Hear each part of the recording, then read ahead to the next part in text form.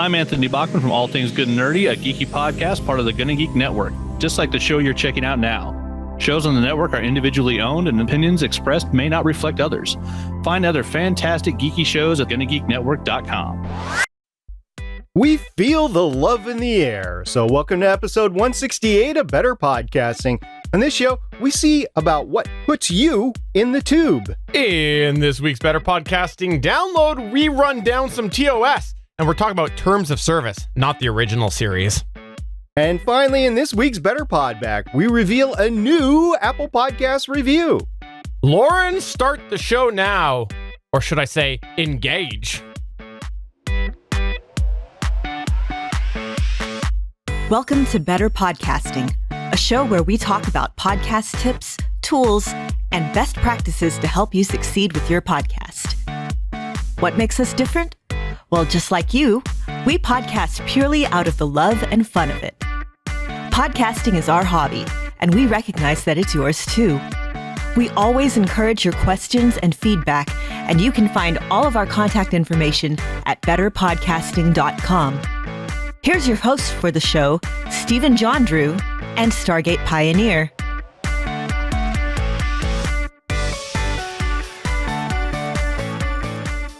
Welcome to episode 168 of Better Podcasting. I am Stephen Jondrew, and I'm pleased to say that I have Stargate Pioneer here with me as well. You're like my Valentine, SP. And apparently you're my Valentine, although I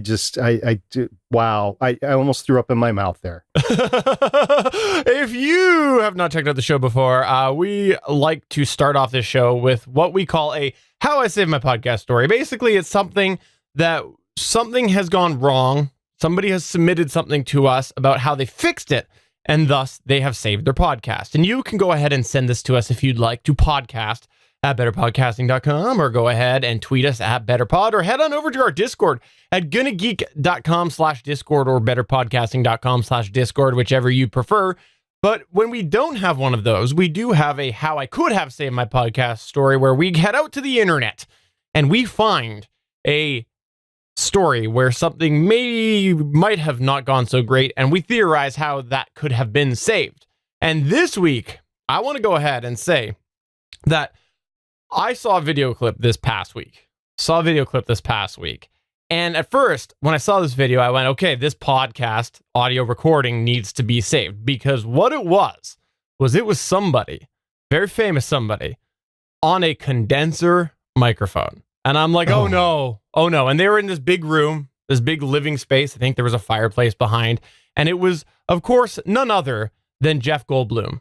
And then I pressed played on the clip and I went, you know what? This doesn't need to be saved, because it was Jeff Goldblum purring into a microphone, a condenser microphone. And then I said, you know what? That's an acceptable reason to use a condenser microphone, because you want to hear all of those little fine noises that are coming out of Jeff's mouth when he purrs. So I'll go ahead and give that the Stephen Jondrew stamp of approval right here off the top of the show. If you are Jeff Goldblum recording yourself purring, which is then looped for 8 hours, of course, you definitely are acceptable to use a condenser microphone. And that was how a podcast was not saved, because it didn't need to be saved and it wasn't a podcast. There are many uses for condenser microphones. Usually podcasts are not one of them. And in this week's How I Could Have Saved My Podcast story, this was a Reddit post in the podcasting subreddit by Under the Milky Way. That's u/Under the Milky Way if you're into the Reddit speak. The title was Quick Suggestion, Stop Worrying About the Gear. And this was Under the Milky Way's post. Quote, just wanted to drop this friendly advice. The two threads I see most on this subreddit lately are the number celebrations and gear advice.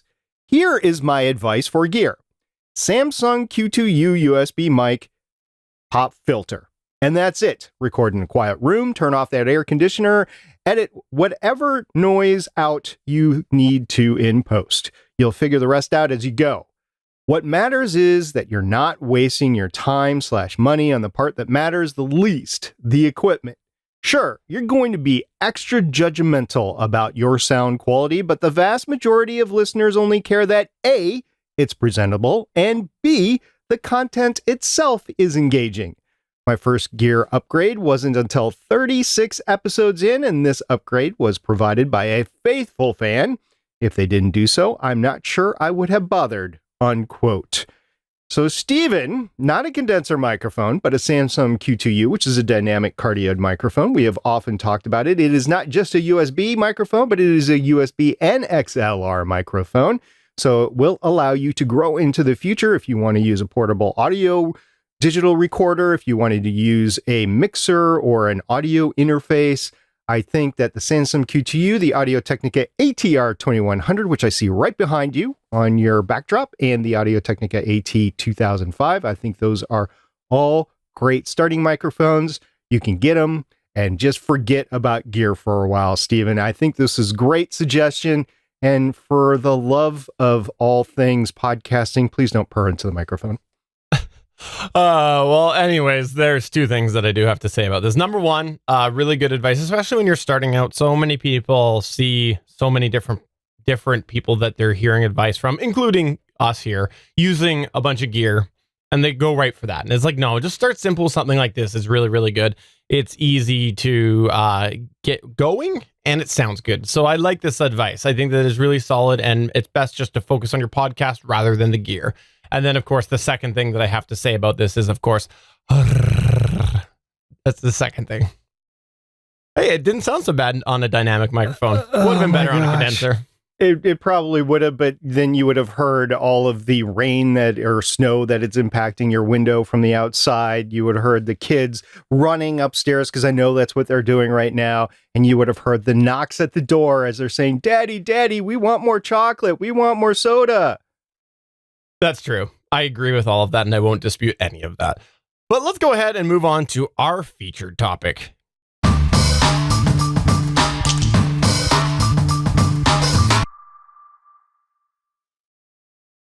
So guess what? There's one thing. By the way, you like how I say guess what? Like they're going to answer? Should we just wait, and we'll just wait till somebody responds? Guess what?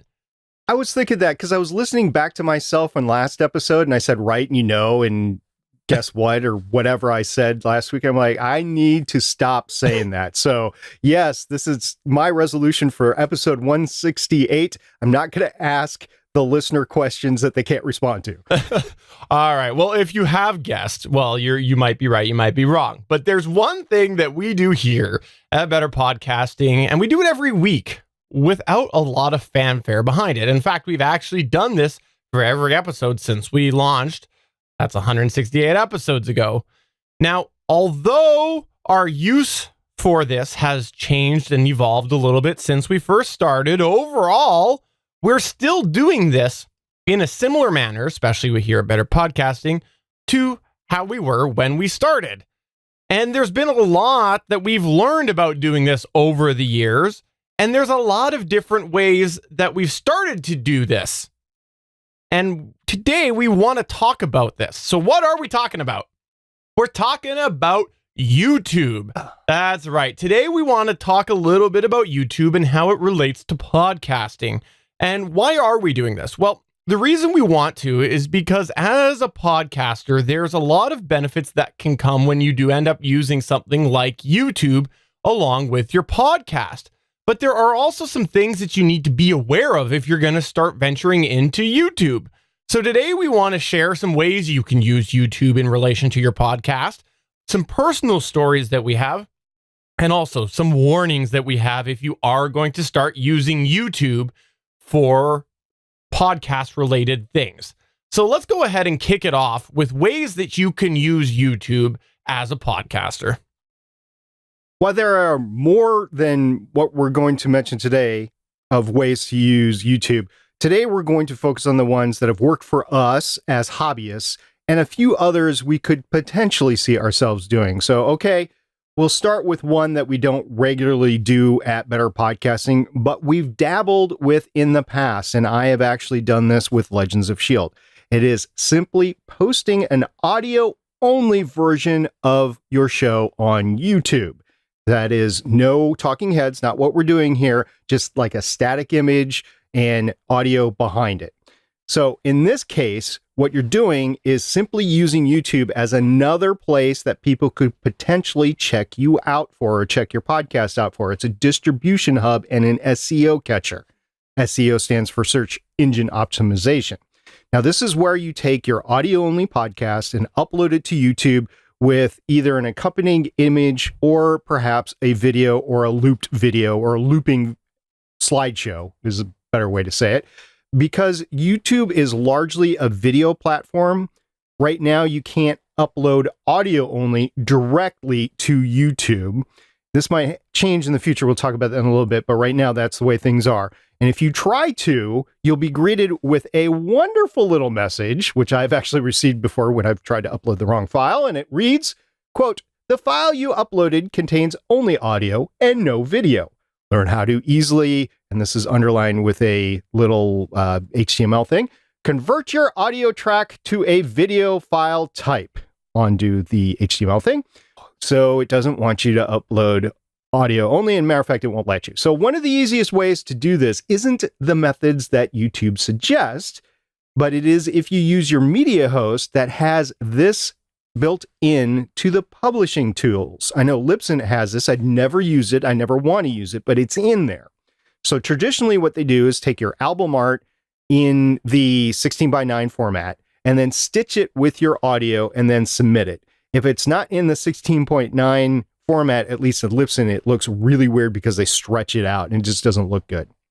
So whatever method your media host chooses to use, if they happen to offer this solution, is going to be easier than any of the alternatives for you.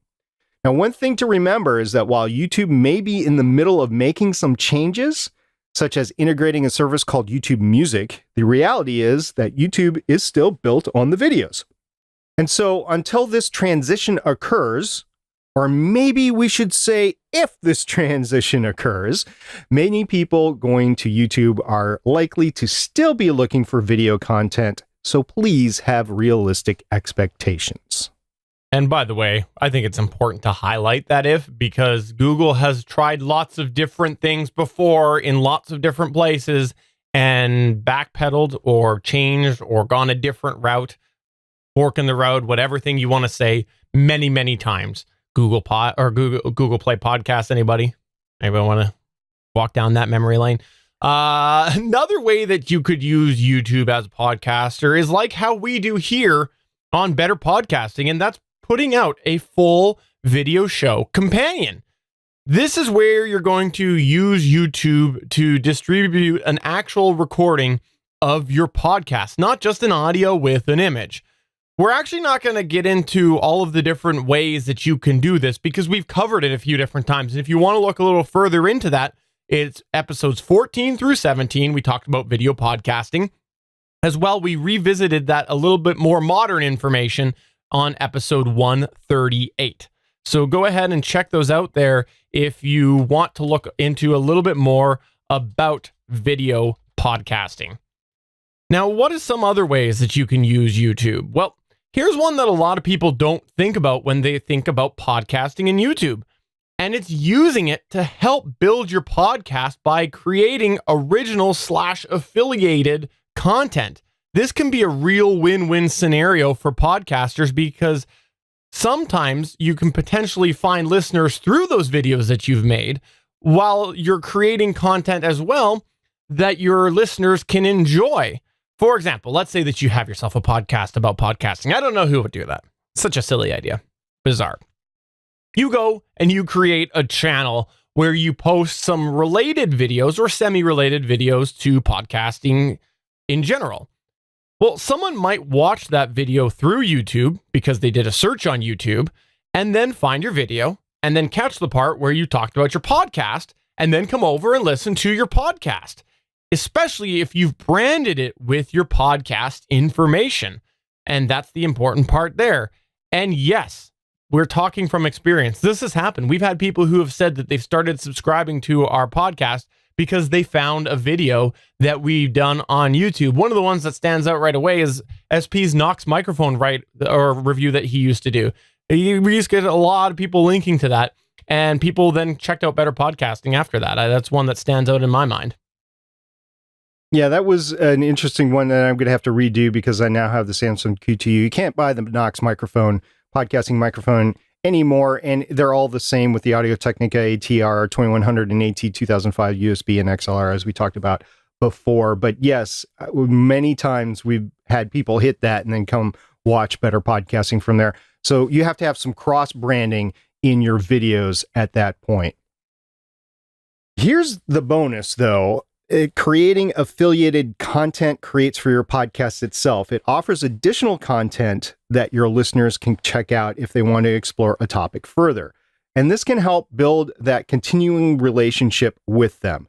This could be super helpful if you're covering a topic on your show that is sometimes beneficial to either explore more in depth, but explore maybe more in video, show and tell ways, but it could also bore some of your current audience on your show. So having that extra content available on an additional channel is always a good thing. Now, for example, maybe you're going to do an episode of USB microphones, kind of like what we did last week, and you have a method that you want to demonstrate in a step-by-step fashion of how to use those multiple USB microphones. You could potentially create this walkthrough on your channel and then reference its availability on your show.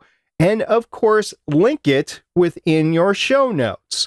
Man, that's a great idea, Steven. Somebody should actually do that for our episode last week. Geeks.link/multitrack USB if you missed that. That's geeks.link/multitrack USB.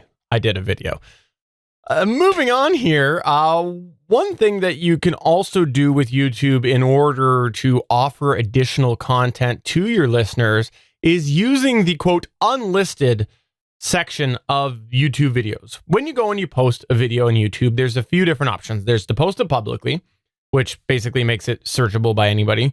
There's to make it private. So you have to either, I think there's two different ways that you can share it, but basically you have to specifically share it with somebody. And then there's this, quote, unlisted version, which essentially means that anybody can see the video if they have the link. And so that unlisted area where it's not actually publishing it out there, but you're not having to go in and manually type a name to share with somebody can be great if you do have a community like a Discord channel or a Patreon or a fan site or something like that, and you want to go ahead and give them a YouTube video to watch without actually having to go and individually share it with them, but not also make it fully public. So it's a really good way that you can also offer content to your listeners. So, Steven, what are some of the best practices if you're going to start using YouTube for your podcast? And what are some of the best practices basically that we have to suggest? I'll start here for a second. First, we'd suggest finding a way to make a uniform brand, something that is easily identifiable by your audience on YouTube and your listeners if they go over to YouTube from wherever they're listening to your podcast for. For example, if you've established a relationship with your audience using one brand, you want them to be able to search that where they go, listeners to YouTube or vice versa, YouTube to podcaster listeners. This doesn't necessarily mean that the singular channel name, but this is things like titles, descriptions, artwork, that sort of thing. GonnaGeek Gear is a great example where it's the GonnaGeek branding, but it is in a different color. So it's the same picture, just a different color. Ultimately, you want your audiences to find your video, or if it's a YouTube viewer searching for your podcast, finding your podcast, discoverability, that big problem that everybody says is out there and really isn't. But basically know instantly it's the right place to be. Now, a good way to do this is by referencing it as applicable. For example, if you're making a YouTube video, state that you have a podcast. If you're using a service to auto-generate your video, it might be a little bit harder to do, but put it in the description. So make sure you annotate it somewhere. And people do read descriptions on YouTube, by the way, all the time. We get comments on ours, and I've commented on descriptions on other, like the sailing YouTube channels that I talk about often that I watch.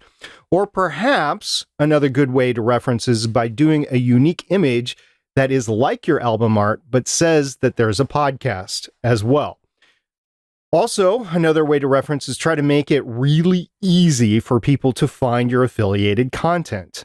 For example, putting the links front and center for your audio podcast or in your YouTube description, or maybe in those little placard cards that pop up either during your podcast or the end screen that's now available on YouTube. Or you can make it easy for your podcasters listeners to find your YouTube content by referencing it in the description or posting it easily to find on your website. And admittedly, when Stephen and I have talked about this, we could do a little bit better on this. It's that whole show notes growth thing that we've been doing over the course of the last couple of years. Now, another best practice that we have is to spend some time building your subscribers up front so that you can claim your YouTube URL. You know how in the past we've mentioned that you can go to youtube.com/GonnaGeek or youtube.com/GonnaGeekGear? Well, guess what? We had to get over 100 subscribers in order to get that custom URL. It's a requirement that YouTube has before you can get that custom URL. So even if you're planning on mostly using this as side content, it's a really good idea to focus on trying to build that audience at first so that you can get that custom URL. Because the one that's not there is you're not going to share with anybody unless they're clicking a link. It's very long. It's not easy to follow, and you'd probably have to make yourself a short link. So it's a really good idea to try to get that, especially if your podcast name is a little bit more vague and there's a chance someone else might end up getting that first. It's a good idea to try to claim that as early as possible. But with that said, you don't want to game the system in order to get those subscribers or anything else to do with YouTube, which is actually our next best practice. And the reason why we say don't try to game the system is because YouTube has some algorithms in there, and sometimes those algorithms can negatively impact you if you try to game the system. We're not going to give specifics on this right now because YouTube is constantly changing. And honestly, in 2019, when we're recording this, there's a lot of change happening behind the scene right now in the last year or so with what YouTube is displaying and how they're rating content and things like that. So we don't want to go ahead and say something right now. But what we do want to say is that YouTube is trying to make money.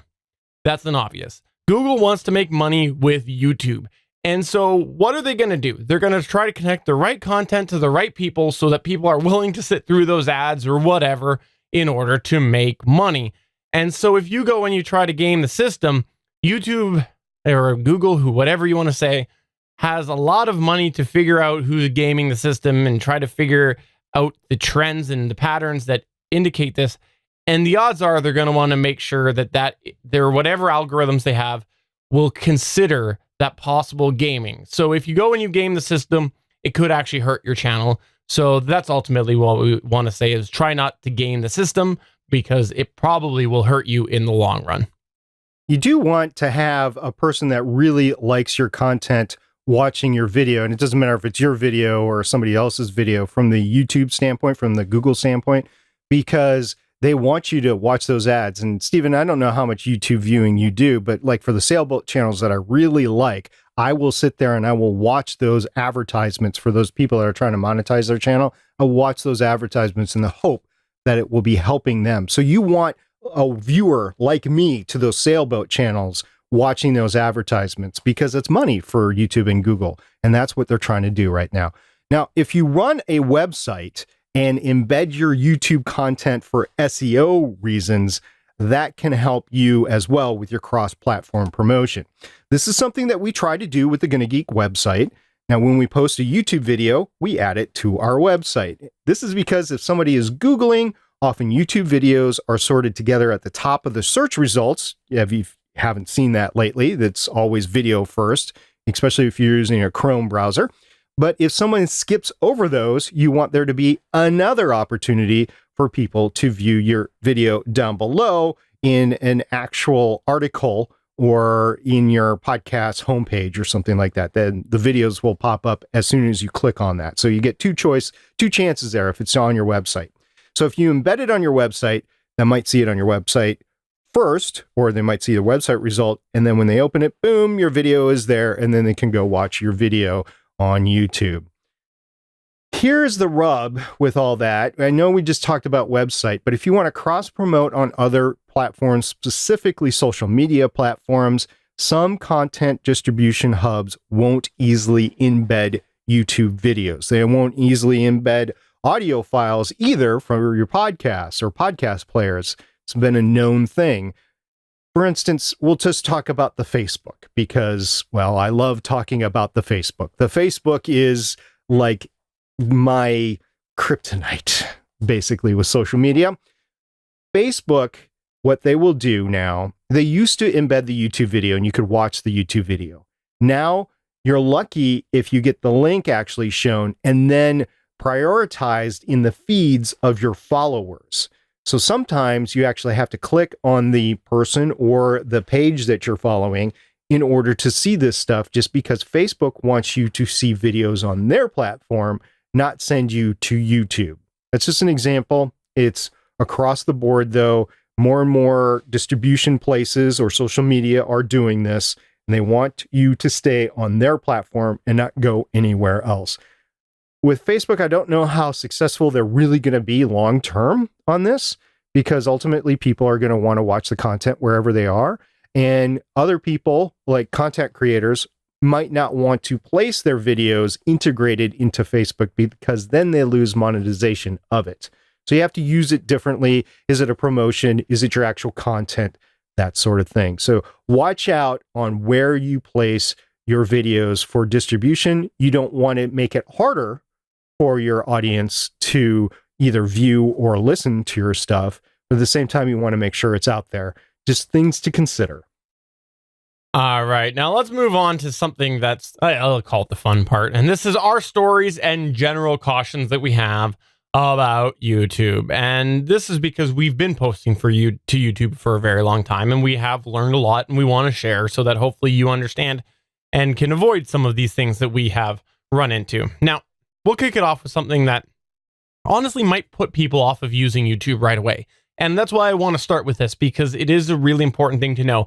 And it's that people on YouTube who view YouTube videos, quite honestly, they can be very opinionated. Yes, I know that I'm painting with a very broad brush on this, but the reality is this is what we've seen. It's amazing how many people who have come to our videos have posted very strongly opinionated comments without much expansion to their opinion. They're curt, they're short, they've got a lack of empathy. They clearly think that we have no feelings, which is probably true because we're podcasters and podcasters don't have feelings, right? That's what I hear. We're all robots or something like that. Well, you're a robot. That I know for sure. And I'm a rocket scientist, and we all know engineers have no feelings. So that's true. I am a robot. But anyways, back to the point. While sometimes there can actually be some worthwhile feedback for consideration found within this curt, short message, even if the delivery is total, utter crap, sometimes they just come off outright rude, and it can hurt a lot. So comments, for example, can come also on a personal side of things, like comments of appearance or your voice or your delivery. They could just be more personal attacks as well. And yes, we are speaking from experience. Sometimes there is good feedback within that. Sometimes they're just outright, basically trolls. And to be honest, the types of comments we see at least once a month, if not more. And we've even actually had people come and make comments, and then we've assessed whether or not we want to leave the comment on there or we want to go ahead and delete it or respond to it. And it really just depends on the type of comment. Generally speaking, the approach that we take is we'll delete personal attacks. Don't need those, but maybe leave and respond to ones that are just rude, but critical feedback at sort of the core of what they're saying. And we try to address them in a more polite manner, depending on the response. Sometimes we do get a little bit more stern, but if you do want to find out a little bit more about how you can react to feedback or handle negative feedback, go ahead and check out episodes 118, which was objectively assessing feedback, and episode 158, which was specifically about negative feedback. So we won't get too much into that. Another thing that you'll need to remember is that not everyone is going to see your cross links, no matter how hard you tried it. We've had links within descriptions or even on the screen on the video, and people still end up writing to us asking where to find it. It just happens. You have to deal with it and say, thank you very much for contacting me. I mean, if they're asking for a link, they're obviously interested. So thank you very much for contacting me. Here it is. This next point that we're going to talk about hits close to home because it's happened to us quite a few times, actually. And it's that you never know what video might actually take off. Whether it was Steven's Zoom L12 walkthrough on the GonnaGeek Gear channel, whether it's NASA's rover convention video that Lauren did with the rover, or my JBL LSR 305 speaker unboxing. I did that intentionally, by the way. Generally, whenever we've had a video take off, we really didn't expect it to get as many views as we did. And sometimes there are things in there that you wish you could redo, kind of like my misspeak a little second ago. And that's why it's important to keep this in mind before you hit publish. In Steven's L12 video, it was a focus problem. When he had me preview it, I was like, dude, you need to learn how to focus that damn thing. And he's like, yeah, but I can't redo it. Where I'm like, okay, we got to go with it. And for me, as I misspoke a second ago, it was the LSR 305, or was it the LRS 305 JBL 5-inch monitor speakers? Yes, I made a huge mistake there. Yeah, he called them the wrong model number. And even though he's corrected in the description, he's responded to comments, he still gets people who regularly feel that he needs to know again that he said it wrong. Happens all the time. Thanks. Appreciate it. Thanks. Yeah, the video that's about 3 years old now. Yeah, I do. But you're saying, okay, well, I'm smarter than you, Steven, and probably smarter than you too, SP. I'm just going to go, and when I find this error, I'll just go and I'll replace the video. It's just so much easier. Well, that brings us to our next thing that we want to share is, as it stands in February of 2019, you cannot replace a video on YouTube. And this is important to know for a couple of different reasons. Obviously, what we just mentioned, if you make a mistake, it's out there, and you either have to delete the video and re-upload it or do something else. But it's also important because if you're going to use YouTube as a live streaming service, you need to know that if you're going to post an edited version of your show, your counter is reset to 0, your view counter. This happens to us every single time that we do Better Podcasting. We have a live YouTube video that goes out, we get our different hits on the live, and then we decide that we want to go and publish the edited version of this show.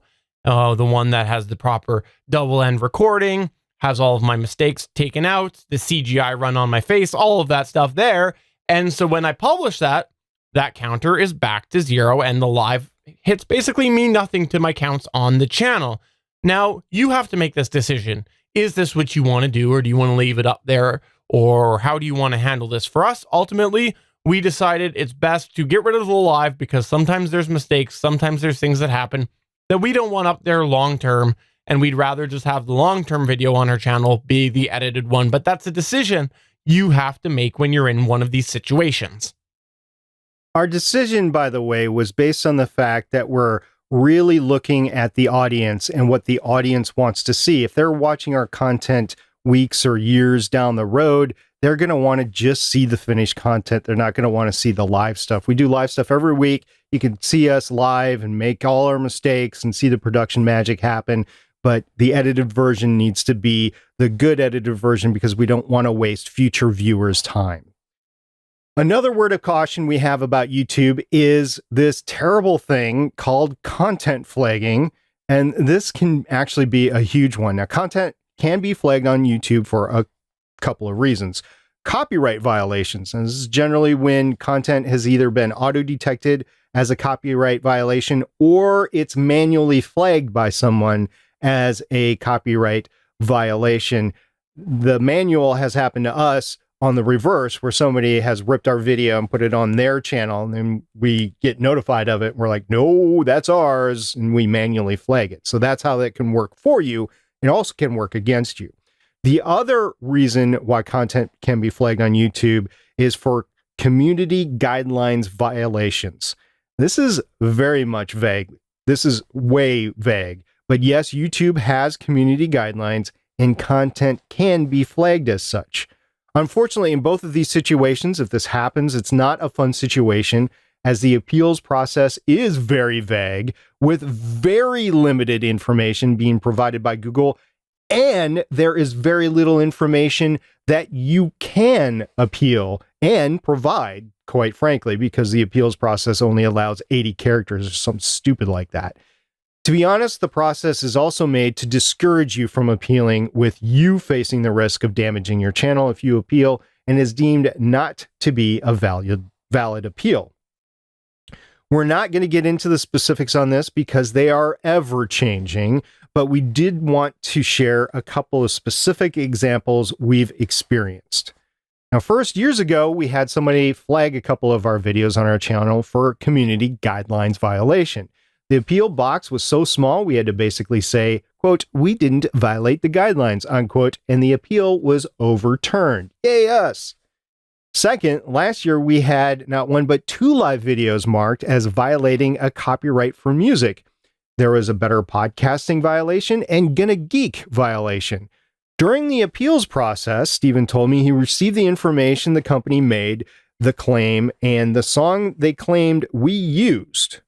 This was a manual appeal.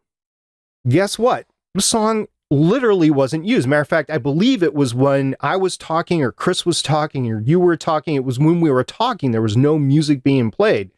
And it was also a relatively completely unknown artist.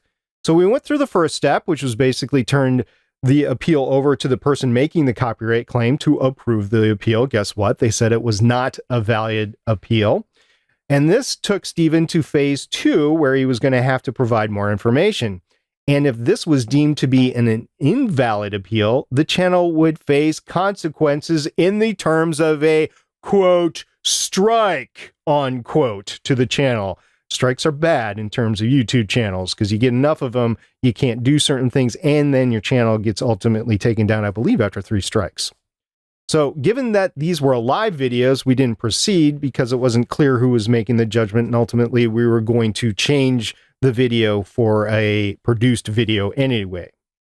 So lastly, in regards to flagging, we think it's important that we highlight that YouTube does have a pretty good content identification service where it looks for copyrighted content automatically. So if you've been walking the gray line on your audio on your podcast, this could be flagged automatically and your video could be taken down. This could be as simple as, and I know a lot of people want to do this, as like a 4-second clip of a TV show that you're wanting to talk about.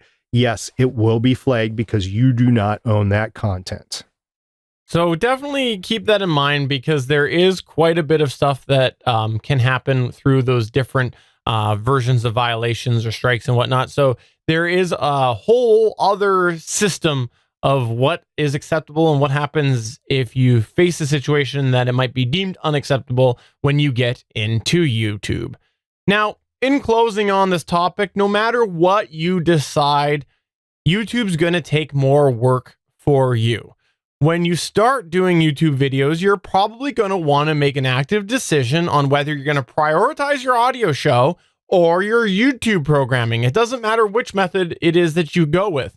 You can definitely put focus on both, but because you're doing something so time intensive like YouTube videos and podcasting, both of those take a lot of time. Ultimately, you're probably going to find you want to focus more on one. So if you can make that decision, it can help you balance the other one out and sort of figure out how you're going to accomplish that. For example, here on Better Podcasting, we did just mention that a minute ago, but we do focus more on the audio side of things here. It's always been the priority. Yes, we do videos. Yes, we refer to videos. Yes, we have fun doing joking videos occasionally for the channel and whatnot, but ultimately we're focused on the audio. And so that's our higher priority here on Better Podcasting. There's really no right or wrong answer. It's what you want to do for yourself. You might have been podcasting for a very long time, and all of a sudden you find that YouTube actually gives you even more fun than audio podcasting was. Because again, you're a hobbyist and you might decide that, okay, well now I want to go ahead and prioritize my YouTube instead. Ultimately, it comes down to your show, your YouTube channel, and what you want to do. You never know though, which one video is going to shoot on up and maybe that ends up making your decision and you go, you know what? That was really fun. That was really, really fun to have that get hundreds of thousands of hits. That's way more than I've ever gotten on my podcast altogether. maybe I want to go ahead and put some more time into YouTube. You don't know. You do know, but you probably will only have like 10 hits per video. That's probably the more likely situation. Yeah, and then you have to pay attention to how long people are watching your videos, and then it gets into the whole statistics. And just like the IAB podcast measurement guidelines 2.0 on podcasting, there's going to be some revisions in the video lanes of the road. Facebook really sucks on that, because I don't think they know, but they don't want it public how long people are actually watching stuff. And then on YouTube, obviously, with all the content creators that are being paid through the advertisement system, yeah, they're going to want to pay attention to that. So really, it just depends on where you're getting more traction. If you're getting more traction on YouTube, go with it. If you're getting more traction on audio, go with it. And then there's the whole fun thing too. Maybe you're getting more traction on YouTube, but you love audio more, so you put more prioritization in that. And ultimately, you might decide that is the only place where you want to distribute your content to, and vice versa. It really doesn't matter. You just never know what's the one video that's going to be the mega hit, or the one podcast that's going to get traction. You're going to be found. So, play with what works for you and your podcast. There's no set in stone law that says you have to do one or the other. So if you've done YouTube content and you had an experience with working it in with your podcast, please do let us know through any of the ways. You can head on over to betterpodcasting.com or tweet us at betterpod, or just find us. Find us wherever we are. SP loves it when people approach him from behind in the parking lot. He loves it. Welcome to this week's Better Podcasting Download. Stargate Pioneer, you ended up seeing this terms of service news come up a couple days before I started to see it making the rounds. And what is going on with Apple Podcasts and terms of service? Is the terms of service that you can't use Apple Podcasts anymore? Is that what it is? Yeah, you have to call it iTunes now. No. It was really weird. Last weekend, I was talking to somebody about the Podcast Connect issue that I was having, where it would let me own the podcast that I had taken ownership of, Legends of S.H.I.E.L.D. and Starlight Tribune, in terms of statistics, but I couldn't see them in my Podcast Connect account. And I've tried to change it like 4 times and it hadn't changed. So I went to log into Podcast Connect, which I don't do on a regular basis. I know a lot of people do because they obsess over the stats that you can get. I don't worry about it. And I will every once in a while, like I did on Saturday. I was like, okay, so now I'm in here. Let me take a look at the most recent stats for Better Podcasting or Legends of S.H.I.E.L.D. or Starlight Tribune or whatever. But before I could get in, this is Saturday, the 9th of February is when I noticed this. I don't know when it was published, but new terms of service came up. I was like, whoa, I was in the middle of doing something else, so I didn't really pay it much attention, but I went back to read it later because I was like, well, not only do I podcast about podcasts, so I should be able to tell people about this, but I should be concerned about it for my own shows as well. Basically, in the terms of service, and I will reread them again for next week if I have to, but basically the big change in this term is that you cannot allow a third party, which means not you, not Apple, another party, another service, to go in and have access to your statistics. They don't want third party aggregators coming in, taking your Apple podcast stats and then aggregating them with anything else out there. There's several services that do this. I won't name them, but it is now illegal in terms of Apple for them to have access to your stuff and then aggregate it for you, so you could have a more centralistic look at all of your stats. Now, via information from Libsyn, we know that Apple provides roughly, and this might not specifically apply to your show, but all the shows out there that Libsyn has, they have 65% or so. It varies over the past few years from like 60 to 70%, but say 65% right now of all podcast downloads and listens go through Apple's architecture. And it might be actually a little bit more because some apps actually pull from the Apple API, the podcatcher apps that people listen to. But the statistics as shown by Libsyn are 65%. So it is statistically relevant to take that 65% of listens. It is limited to mobile devices on iOS. So people that listen to podcasts on an iPod, like I do, don't count. But anybody else that's listening through an iPad, running an iOS of something or greater, I think it was 11.0 or 11.7 or something like that and higher, all those statistics count. So not only are they getting amounts of listens, but they are looking at how long people are listening. And both Stephen and I have taken a look at this in the past. This is interesting, but at the same time, I'm not crying, shedding a tear over these third-party aggregators not having access to this. Apple's figured out that they've got something that people want. And they, for the first time, might be able to monetize the podcasting space. Not necessarily by monetizing the podcasts themselves or advertisements, but monetizing towards the podcasters themselves and then providing a service themselves. I don't know if they're going to turn around and say, okay, we can be aggregators now, and so we can go out to Stitcher, Google, or wherever and aggregate your stats for you, or if they're just going to charge third-party aggregators for doing that. I have no idea, but right now it's illegal for people to share their Podcast Connect information with third parties to get that statistical information.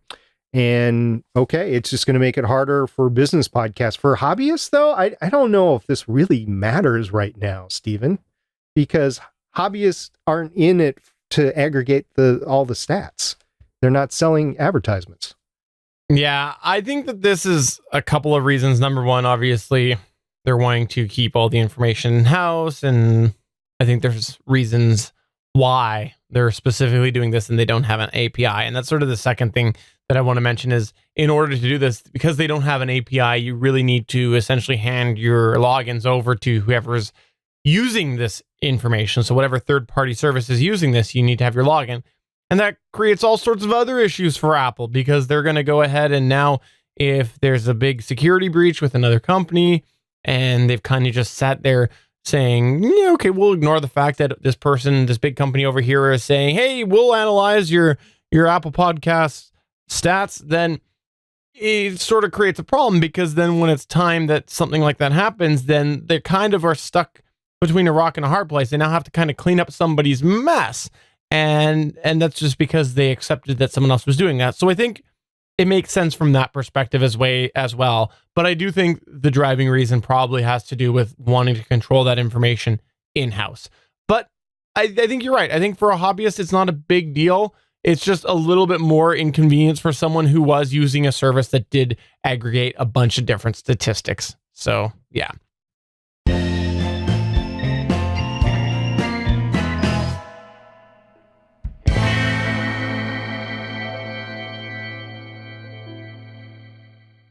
All right, let's kick it off with a review that we had from Apple Podcasts.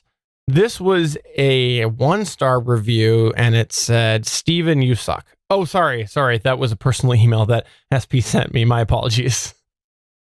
I send you that email every day. How can you get that mixed up with a new iTunes review? And yes, I'm just going to call it iTunes review because that's where I spotted it. I spotted it on iTunes. I did not spot it on Apple Podcasts. There you go. Take that, Apple. Hashtag shots fired. Yeah. So the title actually was cut off. It was one of the best informative podcasts. And I'm thinking it was like about podcasting, but it was a 5-star review. It came in a couple of days ago. It was written by NOLA Nerd Couple, probably from the NOLA Nerd podcast. That's NOLA Nerd. That's 2 words. And the review goes as follows, quote, my wife and I do a podcast. We are on a long hiatus due to some medical issues, but this podcast keeps me interested in picking up the mantle again someday. The hosts are knowledgeable and opinionated. They are confident without being angry. Their love of podcasts is always at the forefront of each episode, unquote. Thank you very much, NOLA Nerd Couple. That's awesome. Sorry to hear about your medical issues, but thank you very much for the 5-star review. That came at a really good time for Stephen and I. I really do appreciate that. Thank you very much. And yes, very sorry to hear about the medical issues. As for the part about not being angry, I'll try harder. I will definitely try harder if you want.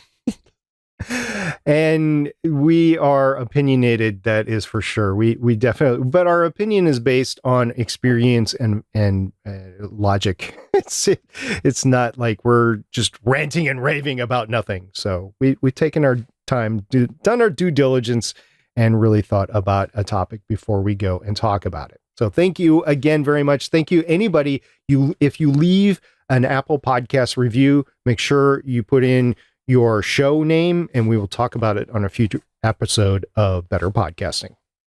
Also, if anybody wants to go ahead and send us 1,200 ratings on Apple Podcasts, apparently that's the current thing to do, is with your 2-month-old show, somehow have 1,200 ratings and then go post about it on Reddit. Apparently that's a thing now. Apparently, oh my gosh. Yes, I have 4 episodes out and we have 105 ratings. Really? Oh, only 3 reviews, but 105 ratings. Really? 105. Okay. Yeah. Cha-ching. Cha-ching. That's the sound of somebody making money.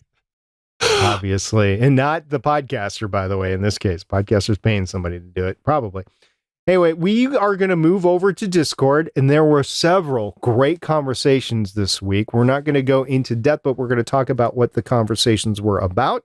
The first one we'll title How I Could Not Save My Podcast. Matt over on the Discord, Matt spelled M-A-T, by the way, said he made a big blunder on Audacity. He had his side of a 2 podcast episode saved, but then an Windows update screwed his PC. So he backed up his Audacity files instead of rendering them to MP3s after doing a system format and a Windows 10 reinstall. I wonder who's had to do that lately, Stephen.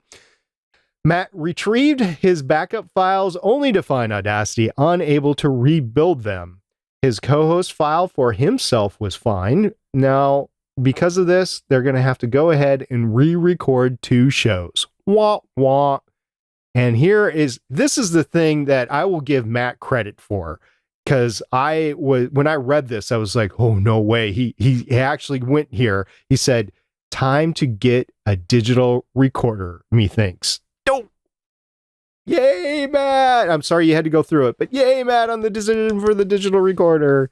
So in that chat, by the way, we did point out all the things you need to remember, like making sure to hit record, watching SD cards, things like that. But I will say this, that was how you saved your podcast. It wasn't how you didn't save it. It's how you did. You re-recorded it. There you go. It totally could have been a How I Saved My Podcast story. So, because we do, with our How I Saved My Podcast story, we want not everything to be a total success either, because I think it's important that hobby podcasters or people who are thinking of being hobby podcasters know it doesn't always go right all the time. That's the idea behind that segment. So something like that is totally great for a How I Saved My Podcast story if you want to go ahead and submit it as such. As for the digital recorder, I went years ago, as I mentioned 2 episodes ago, from a PC setup. I don't regret that decision for a second. Best money. I still think that actually going to a hardware recorder, as many years later as it's been, was still probably the best thing I've ever done for my podcasting setup. I do still believe that. Moving on here, we had a discussion about explicit tags, and this was from YAKK0DOTORG. Also known as Jeremy from the Transmissions podcast. Oh, I don't know. It doesn't say that in the Discord. It says Yakko.org. What? That's not Yakko Dr. G. That's what it is. Oh, it's not yakko.org. Anyways, just read his comments. It's been a while since I've gotten feedback like the one that just came in. Our show is tagged explicit for language, though it's mainly just one of the 4 of us that it's needed for. We just had feedback from a listener that loves our show, except for when he's in the car with kids and someone drops an F-bomb. He doesn't name the host, but we all know who it is anyways. I'm of 2 minds. On one hand, we have used the explicit tag from the beginning of the show, so this isn't new. But on the other hand, I personally feel like it's unnecessary to use language like that all the time. But like I said, We've gotten these before and are probably going to handle it like we have in the past. However, I'm just curious how you all would handle this. And this was a whole discussion on explicit and personal opinions and how to respond to this person and whatnot. And it was a really good discussion. Again, betterpodcasting.com/Discord.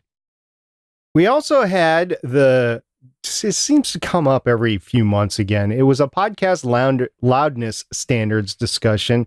And the original post was by TGM 4883. And he said, quote, okay, so I've been practicing editing a couple of our test episodes. And one thing that I've forgotten to do is output at a good volume. Need to turn it way, way up in the car to be able to hear it. If I recall correctly, I should be shooting for -16 loudness unit, question mark. And then he said, might need to go re-listen to a few BP episodes. And yes, while re-listening to past Better Podcasting episodes does cover this topic, we did interact back and forth and give him some options of not only what to shoot for, but how to shoot for it as well, you know, what to use to monitor. And it depends, depending on what you're using to edit, what options are available and that sort of thing. But that was a good conversation that we had in Discord as well. It was a really good week on Discord. One thing that I want to mention before we hop off of this is that you got to remember that there are ways to analyze your loudness for the entire file, but you need to be aware of the different elements within your podcast as well, because you could potentially have something that is really, really quiet, but it's such a small part of your overall podcast that when you run an analyzer on the whole episode, it's like, okay, yeah, your average is -16 left.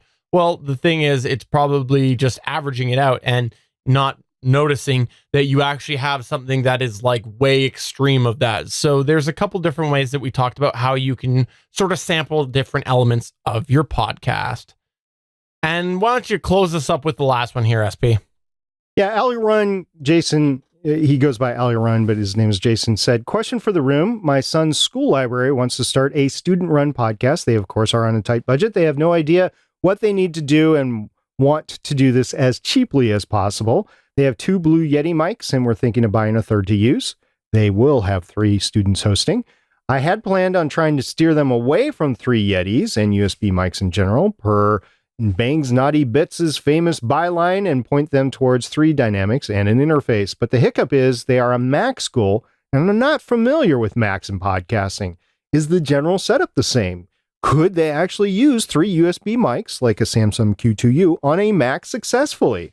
For recording editing software, they have access to both GarageBand, obviously, and Audition. They have an education license for Adobe CC. What say the Brain Trust in here?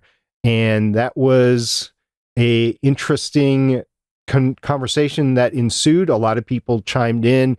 And if you have an issue like this and you want to discuss it in a running chat, these are the things that go on in our Discord channel, which you can find at betterpodcasting.com/Discord. Great conversations that we have every week. And I'll just go and say it right now. Bangs Naughty Bits, he was right in there right away saying, buy a Yeti, buy a Snowball. They're approved by me.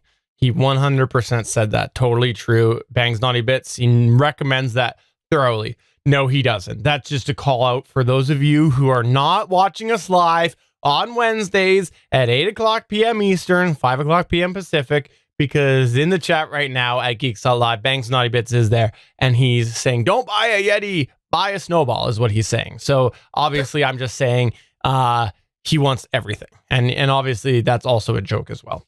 But okay, so there you go. If you haven't come to our live recordings, those are the sort of things that you get to see. You get to interact with none other than Bangs Naughty Bits and all of his wonderful, wonderful sarcasm. I love it. I do truly love it.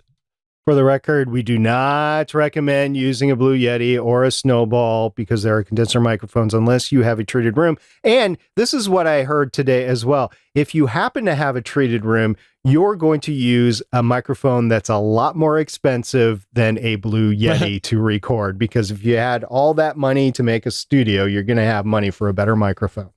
I do want to say this. I tried to use a Snowball this past week to record because we got some snow here and we don't often get it. And I made a Snowball and I tried to record into it and it just didn't work. Just melted in your hand. Melted in my hand. I didn't get to record it. Maybe it was Audacity. Maybe Audacity wasn't working right. Well, make sure you plug that snowball into your computer next time. Oh, yeah. A little bit more snugly. Shove that snow in there. Before we do go, I know SP doesn't like to brag and promote himself and whatnot, but I do want to say, Stargate Pioneer, I heard through the grapevine that you bailed out this past week none other than Dave Jackson when he had a short notice cancellation on Ask the Podcast Coach. So I did have a chance to watch. It was actually really funny. My power was out, and like the minute SP was about to start broadcasting on there, my power came back on so I could watch. And I want to say that you did a really good job. It was really nice that you were able to get in there. From what it sounded like Dave said, I think you was like the night before he asked you or something like that. And I want to say, I thought you were funny on there and you did a really good job. And it was awesome to see you represent the hobby podcaster. So good job, SP. Thank you very much. Yes, the Hall of Fame podcaster Dave Jackson asked me to be on his show, and I said yes. So it was a fun time. We were able to cut up back and forth and actually get some great advice out there too for people. And we talked again about the Spotify Gimlet purchase and the Anchor purchases. We collectively scratched our heads over that, just like we did last week on Better Podcasting and a lot of other fun stuff as well. By the way, he does not only an hour-long podcast, but then he goes over about half an hour and he usually chops that off and gives it to his patrons. So if you're looking for a model to make a Patreon, Dave Jackson's model of Ask the Podcast Coach, where he has an hour and then the next half hour goes on, that is how you can do a Patreon. I just want to say thank you very much, Dave, for having me on the podcast, and check your text messages, man. I've sent you several. Well, there you go. On that note, for episode 168 of Better Podcasting, I'm Stephen Jondrew saying it's not as good as Jeff Goldblum, but and I'm SP saying please don't purr into your microphone. We'll see you guys next week. Bye.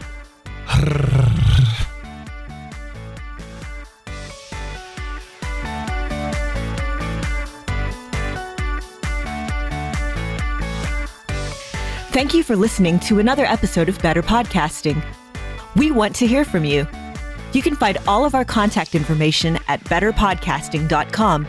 If you like the show, please consider giving us a 5-star review in iTunes.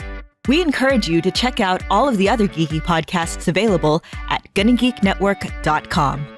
This has been a GonnaGeek production. Thanks for listening, and we will see you again next week.